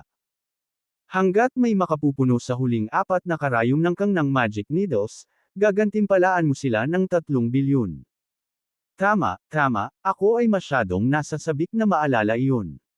Tinampol ni Malcolm Hodge ang kanyang noo at nagmamadaling sinabi, munting milagrong doktor, ibigay mo sa akin ang iyong account, at may maglilipat sa iyo ng 3 bilyon ngayon. Nang marinig ang mga salita ni na Malcolm Hodge at Mabel Hodge, lahat ng naroroon ay parang tinamaan ng kidlat, lahat ay tulala. Tuwang-tuwang tanong ni George Hans, itong batang ito ba talaga ang kumumplito sa huling 4 na karayom ng kang ng magic needles, para sa iyo? Mr. Hall, sigurado ka ba? Nakatulala ring tanong ni Giovanni Glover. Ngayon lang, sinabi niya na hindi masyadong pamilyar si Manuel Bennett kay Malcolm Hodge. Pero sinong mag-aakala na matagal nang hinahanap ni Malcolm Hodge si Manuel Bennett? Tumango si Malcolm Hodge, walang pagkakamali, talagang walang pagkakamali. Ang munting himalang doktor na ito ay tumulong sa akin na kumpletuhin ang kang ng magic needles. Nakunan ito ng mga surveillance camera sa shop ko, kaya walang pagkakamali. Dr. Hodge, mas mataas ba talaga ang medical skills ng batang ito sa iyo? Tanong ni George Hans. Kumpiyansa na pinatunayan ni Malcolm Hodge, hanggat kayang kumpletuhin ng munting milagrong doktor na ito ang kang ng magic needles, ang kanyang medikal na kasanayan ay dapat na higit sa akin. Pagkatapos, kakaibang tanong ni Malcolm Hodge, Mr. Hans, bakit mo ako inimbitahan kung inimbitahan mo ang gayong banal na doktor? Hindi ba ito isang hindi kinakailangang pagkopya? Gayunpaman, nagpapasalamat din ako sa pag-imbita sa akin dito, kung hindi, hindi ko nakilala ang munting milagrong doktor dito. Nang marinig ang mga salita ni Malcolm Hodge, namula ang mukha ni George Hans.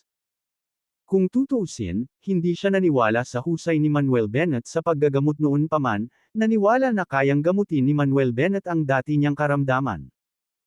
Pero sinong mag-aakala na ang binata sa kanyang harapan ay magiging hindi kapanipaniwala na kahit si Dr. Hodge ay iginagalang siya ng husto. Bukod dito, pinunan din ng binatang ito ang mga kasanayan sa acupuncture na ipinasa ng mga ninuno ng Holt family. Hindi dapat simple ang binatang ito. Tumingin muli si Malcolm Hodge kay Manuel Bennett at hinimok siya, "Munting himalang doktor, bilasan mo at ibigay mo sa akin ang iyong account number para mailipat ko sa iyo ang pera." Umiling si Manuel Bennett, "Mr. Holt, tinulungan kitang punan ang kang ng magic needles, hindi para sa reward. Hindi ko lang nais na makita ang hanay ng mga kasanayan sa acupuncture na nawala." Kumikislap ang mga mata ni Mabel Hodge at sinabing, "Lolo, kung talagang sakam ang ginoong ito sa gantimpala, iniwan na sana niya ang kanyang contact information noon, at hindi kami mahihirapang hanapin siya. Munting miracle doctor, hindi lamang ang iyong mga medikal na kasanayan ay pambihira, ngunit ikaw ay walang malasakit sa katanyagan at kapalaran, tinatrato ang pera bilang dumi, ako ay talagang mas mababa sa iyo." Lalong napuno ng paghanga ang mga mata ni Malcolm Hodge. Hindi napigilan ni George Hans na maging emosyonal. 3 bilyon, tinatanggihan lang ito ng walang pag-aalinlangan. Not to mention mga kabataan, kahit siya ay hindi niya magawa. Iniisip kung paano niya inakusahan siya na naghahanap ng katanyagan at pangingisda para sa mga papuri, nakaramdam siya ng labis na panghihinayang. Nag-isip sandali si Malcolm Hodge at sinabing, "Munting miracle doctor, kung ayaw mo ng pera, ayos lang. Gayunpaman, kailangan kong magpasalamat sa iyo kahit anong mangyari. Pangalanan mo lang ng ibang kondisyon, kahit anong gusto mo, ipinapangako ko sa iyo." Nag-isip sandali si Manuel Bennett, pagkatapos ay sinabi kay Mark Harrison, "Mr. Harris, pakikuha ako ng papel at panulat." Maghintay ng ilang sandali. Tumango si Mark Harrison at mabilis na kinuha ang panulat at papel. Isinulat ni Manuel ang 4 na uri ng mga panggamot na materyales at ibinigay ang mga ito kay Malcolm Hodge, at sinabing, "Mr. Holt, medyo mahirap hanapin itong 4 na materyales na panggamot. Hindi ko alam kung mayroon ka, ngunit kung wala ka, mangyaring bantayan sila para sa akin."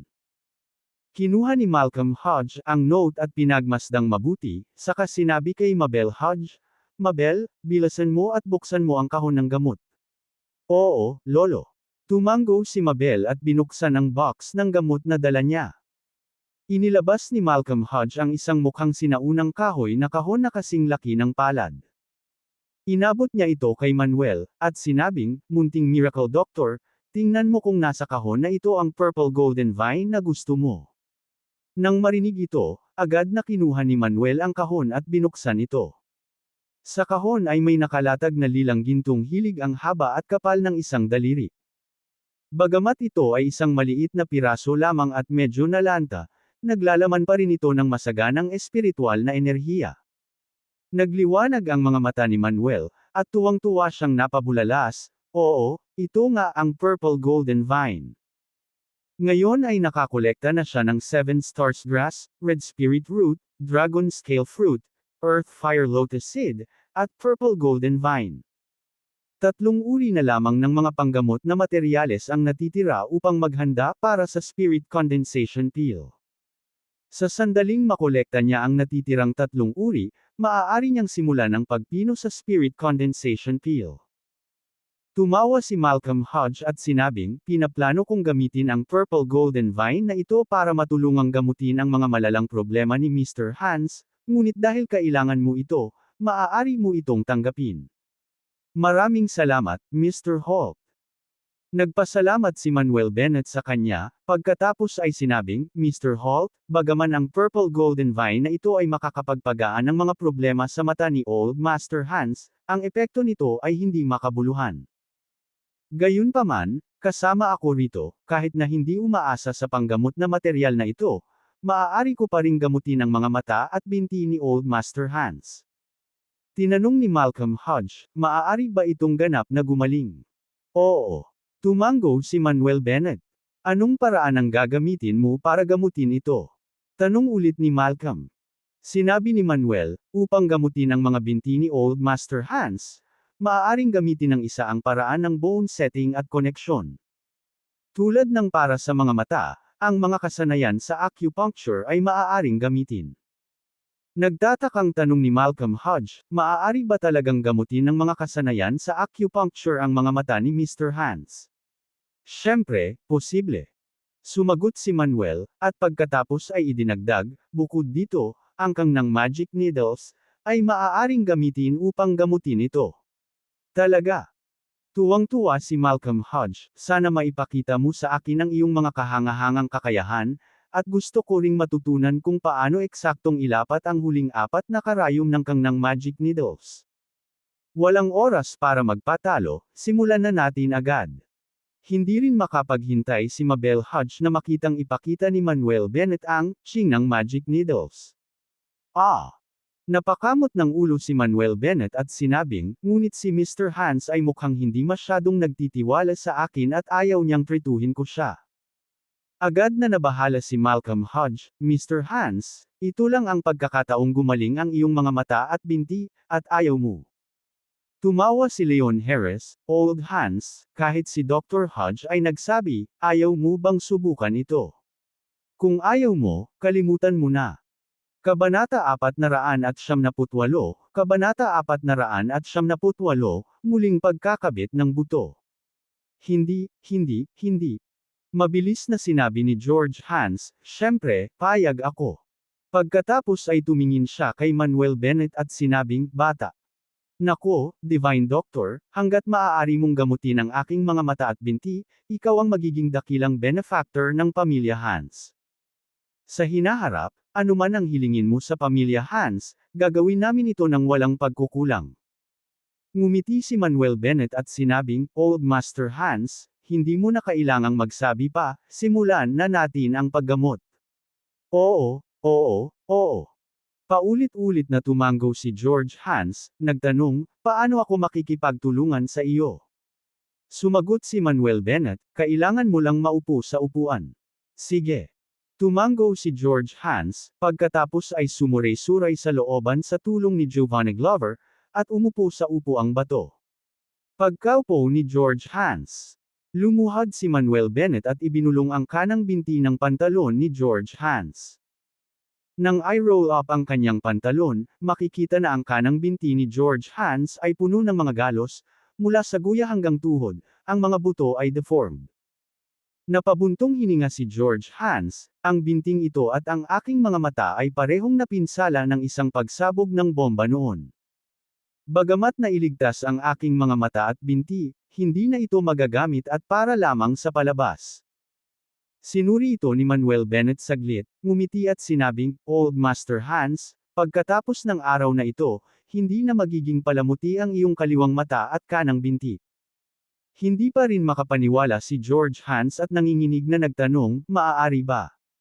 Mapapagaling mo ba ang aking mga mata at binti? Makikita mo. Ngumisi si Manuel Bennett, pagkatapos ay pinaandar ang kanyang truth sheet, inilapat ang Chankun Point Acupressure Hand, at tinapik ang ilang acupoint sa kanang binti ni George Hans. Pagkatapos, nagtanong si Manuel Bennett, Old Master Hans, pakiramdam mo ba ay namamanhid ka na ba sa iyong kanang binti ngayon?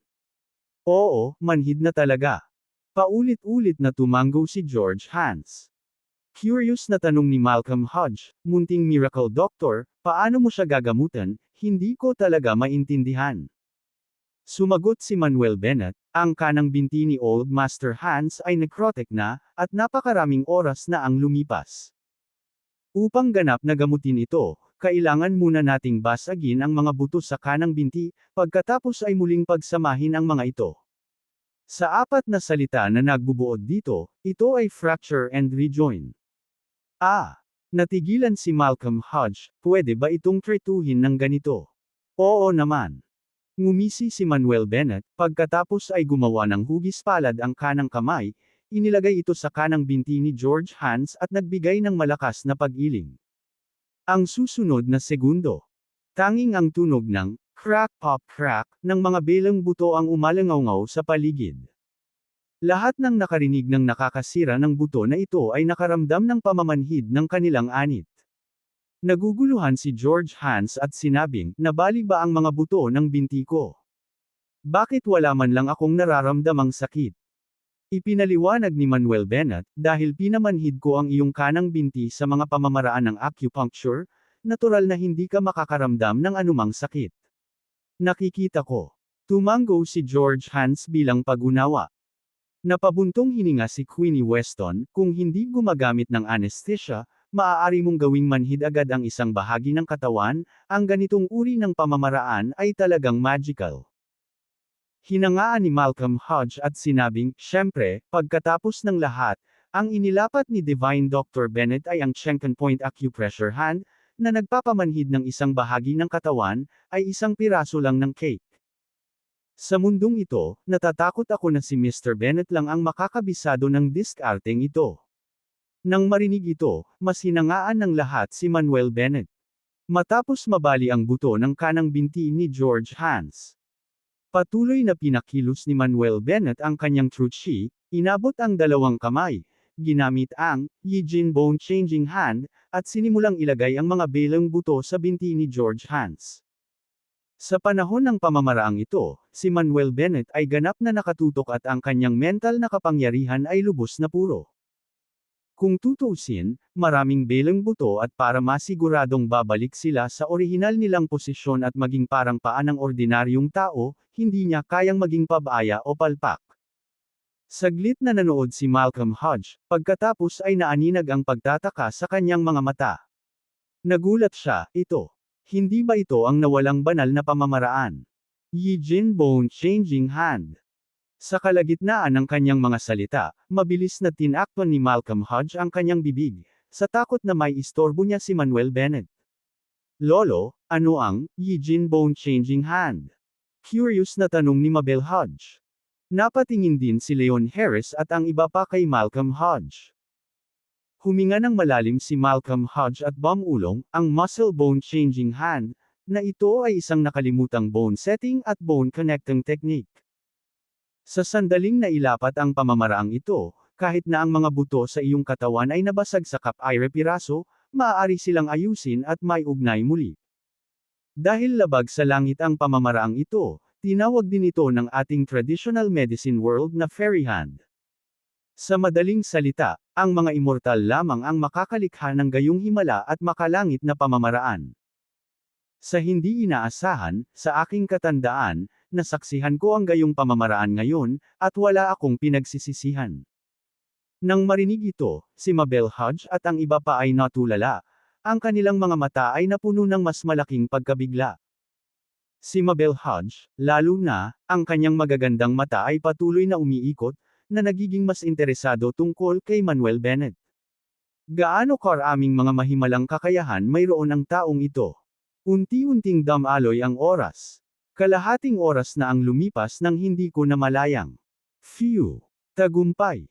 Si Manuel Bennett ay nagpakawala ng malabo na chi, ipinalakpak ang kanyang mga kamay, at tumayo, sinabing, Older Master Hans, subukang tumayo at gumawa ng ilang hakbang. Hindi makapaniwalang tanong ni George Hans, talaga bang gumaling ito? Munting miracle doctor, gumaling na ba talaga ang binti ni Mr. Hans? Kahit si Malcolm Hodge ay medyo hindi makapaniwala. Nakangiting sabi ni Manuel Bennett, subukan mong maglakad ng ilang hakbang at malalaman mo. Sinubukan ni George Hans na tumayo. Naghahanda si Giovanni Glover para tulungan siya. Sinabi ni Manuel Bennett, hindi na kailangang tumulong, hayaan si Old Master Hans na maglakad ng mag-isa. Oh! Tumango si Giovanni Glover at saka tumabi. Napalunok ng laway si George Hans at sinubukang humakbang gamit ang kaliwang paa. Pagkatapos noon, dahan-dahan siyang humakbang gamit ang kanyang kanang paa. Matapos malaman na hindi masakit ang kanyang kanang paa, nagsimulang maglakad si George Hans. Bagamat medyo awkward pa rin ang lakad ni George Hans, nakikita ng lahat na gumaling na talaga ang kanang paa ni George Hans. Makalipas ang ilang minuto. Gumaling na talaga ang binti ko. Hindi napigilan ni George Hans ang pagpatak ng mga luha sa tuwa. Mabilis siyang tumakbo at luluhod na sana papunta kay Manuel Bennett. Hoy, Old Master Hans, huwag mong gawin iyan. Mabilis na tinulungan ni Manuel Bennett si George Hans na tumayo. Tumulo ang luha sa mukha ni George Hans, banal na doktor, ikaw ay tunay na isang banal na doktor. Akala ko ay pupunta ako sa libingan habang kaladkarin ng isang putol na binti sa buong buhay ko. Hindi ko inaasahan na isang araw, gagaling talaga ang putol kong binti. Well, tingnan kung ang matandang lalaking iyon ay maglakas loob na tawagin akong Pyle sa hinaharap. Pinunasan din ni Giovanna Glover ang kanyang mga luha sa tuwa at patuloy na nagpasalamat kay Manuel Bennett. Salamat, Dr. Bennett, maraming salamat. Nakaramdam din si Leon Harris ng kagalakan para sa kanyang matandang kaibigan at tumawa ng buong puso. Well, the lame, oh no, it's Mr. Harvey. Ha. Munting miracle doctor, ikaw talaga ay kahanga-hanga, hindi mo lang tunay na pinagaling ang bali ng binti ni Mr. Harvey, ngunit ginamit mo lang ang ganoong kaikling panahon. Buong pusong hinahangaan ni Malcolm Hodge si Manuel Bennett. Tumawa si Manuel Bennett, na nagsasabing, Old Master Hans, huwag ka nang masyadong maging masaya. Maghintay hanggang sa magaling ko ang iyong mga mata, kung gayon hindi pa huli ang lahat para maging masaya. Sige. Matigas na tumango si George Hans, na nagsasabing, Dr. Bennett, kung gayon, pakiusap, guguluhin kita. Ngayon, lubos siyang kumbinsido sa mga kasanayan ni Manuel Bennett sa medisina, kaya ginamit niya kaagad ang magalang na termino. Sinabi ni Manuel Bennett, well, huwag kang masyadong excited, umupo ka lang at maghintay upang makita muli ang liwanag. Haha, sige. Nakangiting tumango si George Hans, pagkatapos ay masunarang umupo. Kabanata 479, Kabanata 479, Walang kapantay na Divine Doctor. Nang makaupo na si Han Pengcheng, inilabas niyang luo ang isang kahon ng mga pilak na karayom at kumuha ng isa mula rito.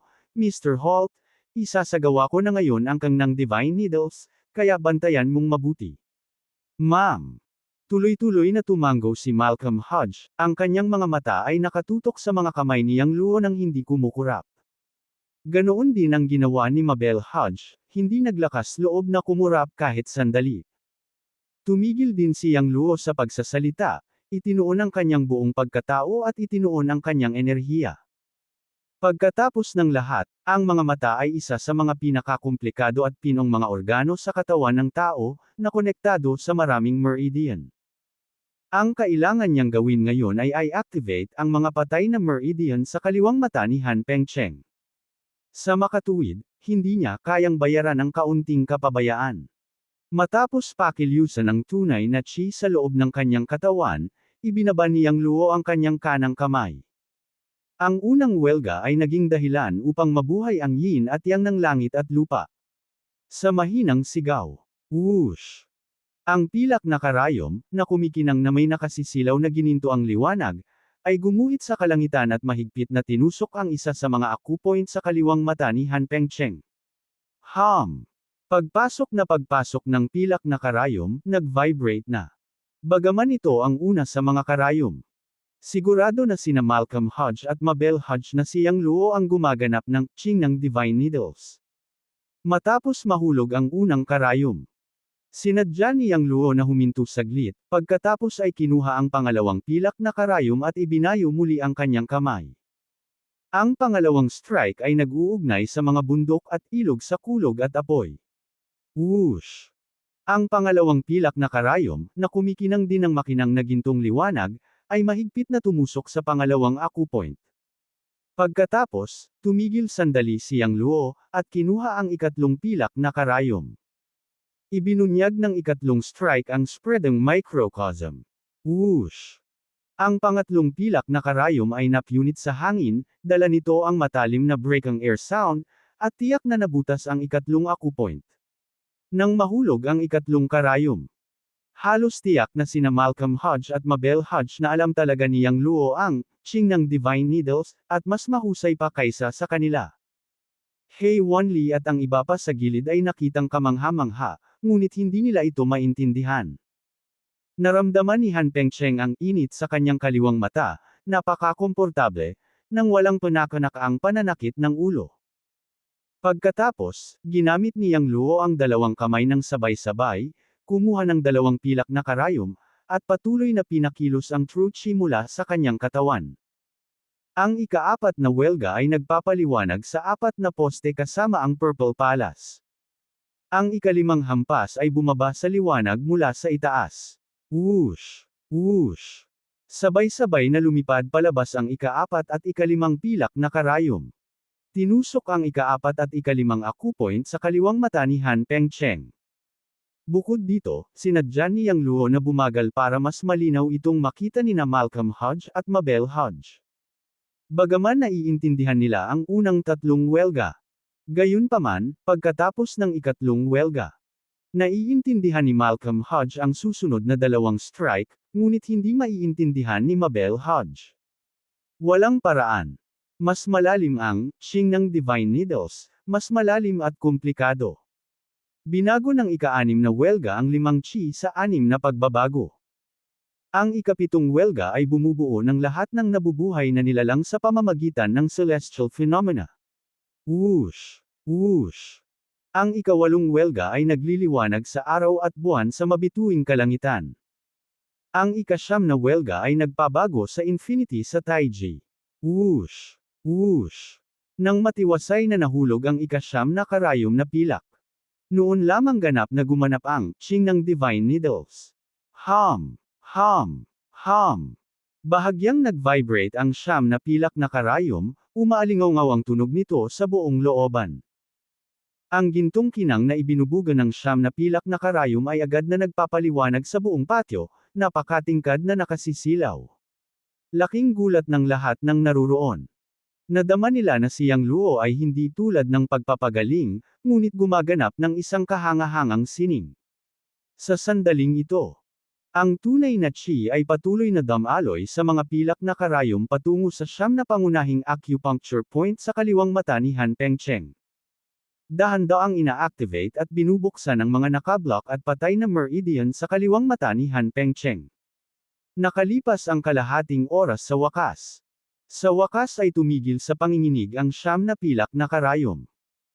Ikanaway ni Manuel Bennett ang kanyang kamay, kinuha ang 9 na pilak na karayom, at sinabing, "Okay, tapos na talaga. Mr. Harvey, nakakakita ka na ba ng kaliwang mata mo?" Pinigil ni Leon Harris ang pananabik sa kanyang puso at nagtanong, "Lolo, nakikita mo na ba?" Napalunok din si Giovanni Glover at nagtanong. Napatingin ang lahat kay George Hans, naghihintay ng kanyang tugon. Huminga muna ng malalim si George Hans, saka sinubukang ipikit ang kaliwang mata. Pagkatapos kumurap ng ilang beses. Hayes! Pakiramdam niya ay medyo nakakasilaw ang sikat ng araw at likas na hinaranggan ito ng kanyang kamay. Ngunit sa susunod na segundo, napagtanto niya, banayad. Ang kanyang kaliwang mata ay talagang nakakaramdam ng liwanag. At, sa wakas ay nakikita na ng kanyang kaliwang mata ang lahat ng nakatayo sa kanyang tabi. Medyo malabo man sa una, unti-unting lumilinaw. Sa isang iglap, siya ay nanginginig sa pananabik, sumisigaw ng masayang, nakikita ng aking mga mata. Talaga? Lolo, totoo ba yang sinasabi mo? Mabilis na tanong ni Giovanni Glover. Totoo, totoo. Masiglang tumanggaw si George Hans, bagaman hindi pa rin ako sanay, nakakakita nga ang kaliwang mata ko. Ang galing, Lolo, ang galing talaga. Napatalon sa tuwa si Giovanni Glover at napasigaw ng malakas. Alam niyang sobrang nanlumo ang kanyang lolo dahil sa nabali nitong binti at nabulag na mata. Kahit na ang kanyang lolo ay palaging nagsasabi na ito ay mabuti at ang pamumuhay sa panahong iyon ay sapat na. Ngunit siya lamang ang nakakaalam kung gaano kanais-nais ng kanyang lolo na magkaroon muli ng malusog na pangangatawan. Tuwang-tuwa rin si Leon Harris at maluha-luha, hindi na napigilan ang pag-agos ng mainit na luha. Napatulala na si Queenie Weston, parang kahoy na istaka, na tulala na nakatayo doon. Siya ay isang Western medicine practitioner, ngunit lahat ng nakita niya ngayon ay ganap na binawi ang kanyang imahinasyon. Sino ang nagsabi na ang tradisyonal na gamot ay mas mababa kaysa sa Western medicine? Ito ay dahil lamang sa hindi nila nakilala ang isang tunay na tradisyonal na master ng gamot. Para naman kay Malcolm Hodge at Mabel Hodge, ang lolo at apo, pareho rin silang nanatili sa pwesto, na walang imak sa mahabang panahon. Laking gulat nila na mapapagaling ni Manuel Bennett ang binti at mata ni George Hans sa napakaikling panahon. Nagulat din sila na alam talaga ni Manuel Bennett ang "Ching ng Magic Needles". Bagamat hindi nila nakita ang kanilang mga ninuno na gumanap ng "Ching ng Magic Needles", ang panunood ni Manuel Bennett na gumanap sa kanila ay parang nanunood sa kanilang mga ninuno. Ano ang isang Divine Doctor? Isa itong Divine Doctor. Tunay na walang kapantay. Sa oras na ito, lumapit si George Hans at gustong lumuhad muli kay Manuel Bennett, "Dr. Bennett, mangyaring tanggapin ang pana ni Han." "Old Master Hans, di ba sabi ko bawal?"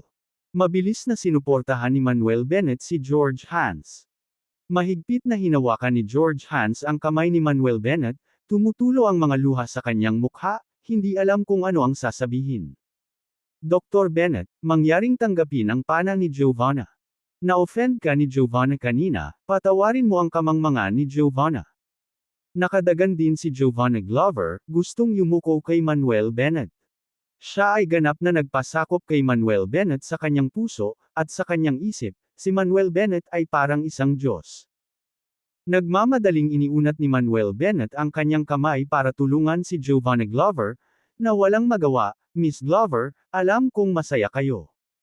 Pero pwede bang wag mo akong iuko kahit kailan, kung patuloy mong ginagawa ito, aalis na ako." Ha ha ha. Nang marinig ito, nagtawanan ang lahat. Tinapik ni George Hans ang kamay ni Manuel Bennett at sinakal, "Dr. Bennett, simula ngayon, ikaw na ang pinakamarangal na kaibigan ng pamilya Hans. Sa hinaharap, basta magsabi ka ng isang salita, anuman ang hilingin mo sa aming pamilyang Hans, hinding-hindi kami sisigot ng hindi." With that, George Hans spoke to Giovanna Glover, "Giovanna, mabilis na ilipat ang 10 bilyon kay Dr. Bennett." "Oo, Lolo." Tumango si Giovanna Glover at magalang na sinabi kay Manuel Bennett, "Dr. Bennett, please give me an account number." Kabanata 500, Kabanata 500, sumali sa Heavenly Medicine Group. Hindi, hindi, hindi. Paulit-ulit na winuwagayway ni Manuel Bennett ang kanyang mga kamay, "Old Master Hans, ang dahilan kung bakit kita tinatrato.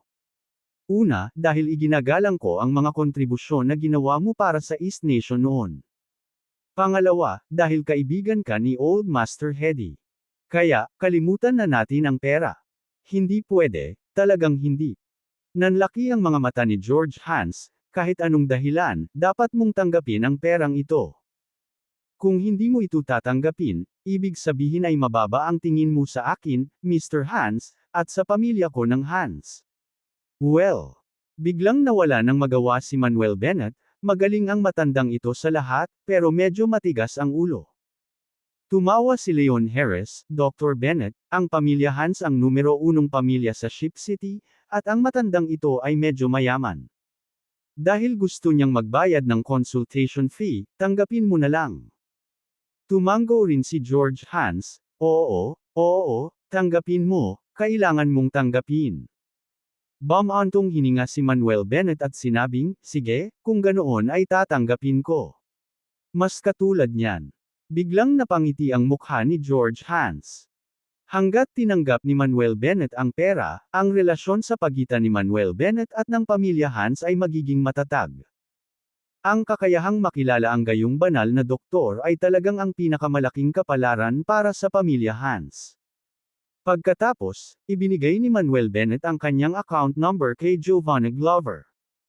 Agad na tinawagan ni Giovanna Glover ang kanyang pamilya at inilipat ang 10 bilyon kay Manuel Bennett.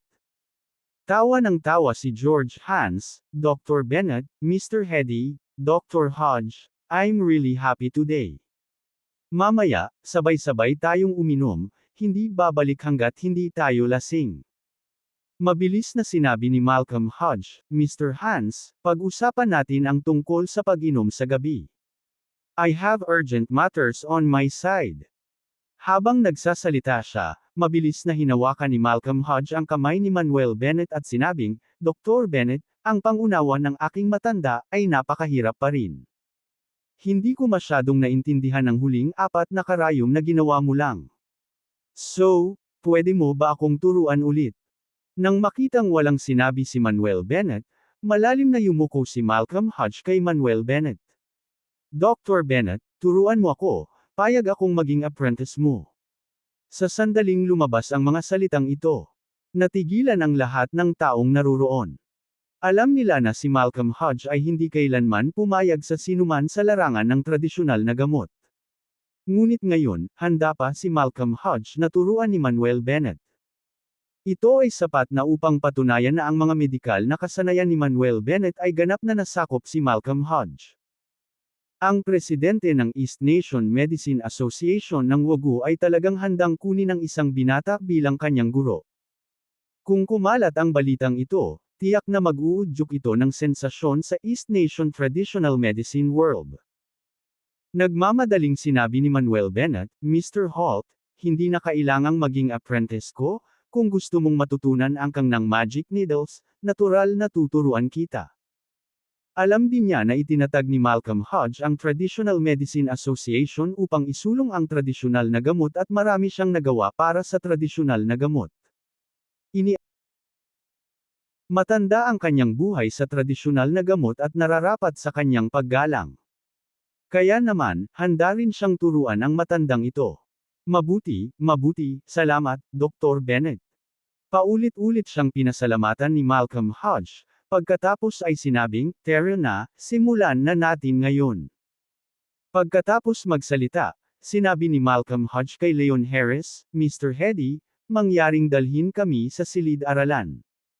Okay, please. Tumango si Leon Harris at saka inakay sina Manuel Bennett at Malcolm Hodge sa study room. Sa buong hapon, tinuruan ni Manuel Bennett si Malcolm Hodge tungkol sa Blue Bag Magic Needle.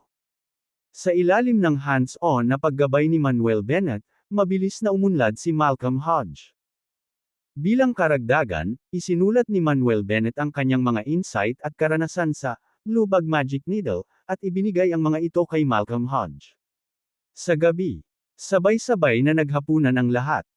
Sa panahon ng hapunan, sina Leon Harris, George Hans, at Malcolm Hodge ay humalili sa pag-ihaw kay Manuel Bennett. Sa sobrang lakas ng alcohol tolerance ni Manuel Bennett, medyo na-overwhelm siya. Mabuti na lang at napapanahong naagnas ni Manuel Bennett ang alak sa kanyang katawan kaya hindi siya nalasing. Hanggang sa mahigit 8:00 ng gabi ay natapos ang pagkain. Sina Leon Harris, George Hans, at Malcolm Hodge ang nag-escort kay Manuel Bennett sa pasukan ng manor. Dr. Bennett, bakit hindi ka dito magdamag? Iminungkahi ni Leon Harris. Umiling si Manuel Bennett at sinabing, Old Master Hedy, pinahahalagahan ko ang iyong kabaitan. Pero hinihintay na ako ng mga kaibigan ko kaya hindi na kita iistorbohin pa. Sige. Tumango si Leon Harris at sinabing, kung gayon, dapat mo kaming bisitahin ng mas madalas sa hinaharap. Okay. Tumango si Manuel Bennett. Sinabi rin ni George Hans, Dr. Bennett, kung pupunta ka sa Ship City sa hinaharap, mangyaring makipag-ugnayan sa akin. Tiyak na malugod kang tatanggapin ng aming pamilyang Hans. Ngumiti si Manuel Bennett at sinabing, sige, talagang aabalahin kita kung magkakaroon ako ng pagkakataon. Pagkatapos ay nagsalita si Malcolm Hodge at sinabing, Dr. Bennett, taos-puso kitang inaanyayahan na sumali sa East Nation Medicine Association ng WAGU. Kung sasali ka, I can let you be the vice president, no? Even the president is fine. Sinabi ni Manuel Bennett, Mr. Hodge, ang pagsali ko o hindi pagsali sa Traditional Medicine Association ay hindi magkakaroon ng malaking pagkakaiba.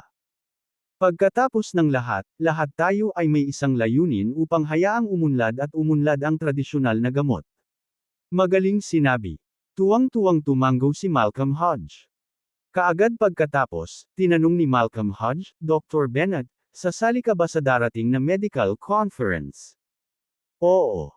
Tumango si Manuel Bennett at sinabing, gusto ko rin makita ang medical skills ng mga doktor mula sa ating bansa at sa ibang bansa.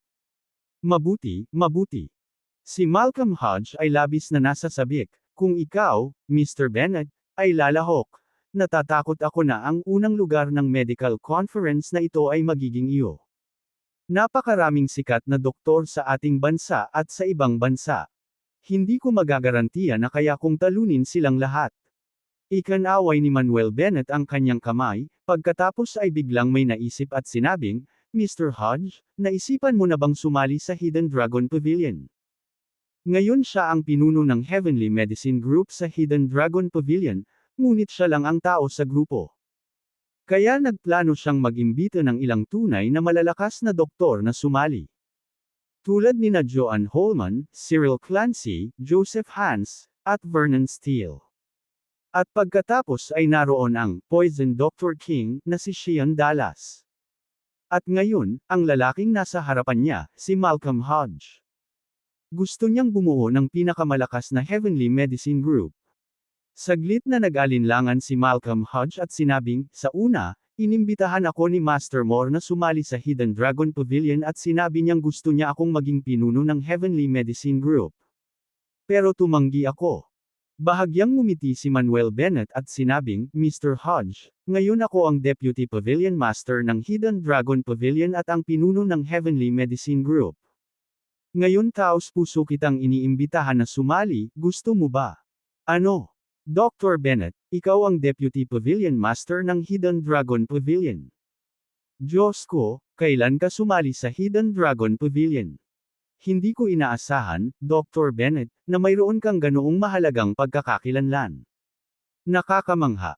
Nagulat silang lahat sina Leon Harris, Mark Harrison, George Hans, at iba pa. Bagamat hindi alam ng mga ordinaryong tao ang pagkakaroon ng Hidden Dragon Pavilion, paanong hindi nila malalaman? Isang karangalan na ang makasali sa Hidden Dragon Pavilion, lalo pa ang pagiging Deputy Pavilion Master ng Hidden Dragon Pavilion. Walang magawang sinabi ni Manuel Bennett, binisita ko ang Hidden Dragon Pavilion headquarters kanina. Iginiit ni Master Moore na sumali ako at inalok ako ng hindi mapaglabanan na mga kondisyon, kaya sumali ako. Tumango ang lahat sa biglaang pagkaunawa. Mr. Hodge, willing ka bang sumali sa Hidden Dragon Pavilion at sa Heavenly Medicine Group ko ngayon? Tanong ulit ni Manuel Bennett. Oo, syempre. Maluwag na sumang-ayon si Malcolm Hodge, at pagkatapos ay masayang tumawa, Dr. Bennett, huwag kang mag-alala, isasama ko ang mga matandang kakilala ko na iyon para sumali sa Heavenly Medicine Group at i-back up ka. Maraming salamat. Nagpahayag ng pasasalamat si Manuel Bennett. Pagkatapos, si Manuel Bennett ay nakipag-chat sa lahat ng ilang sandali. Pagkatapos ay nag-ayos si Mark Harrison ng ilang sasakyan at personal na inihatid si Manuel Bennett pabalik sa hotel. Gayunpaman, mga 20 minuto pagkatapos humandar ang sasakyan, bigla itong huminto. Huminto din ang mga sasakyan sa likod. Bakit tayo tumigil? Naghihinalang tanong ni Mark Harrison sa driver. Sagot ng driver, Mr. Harris, may humaharang sa daan sa harap natin.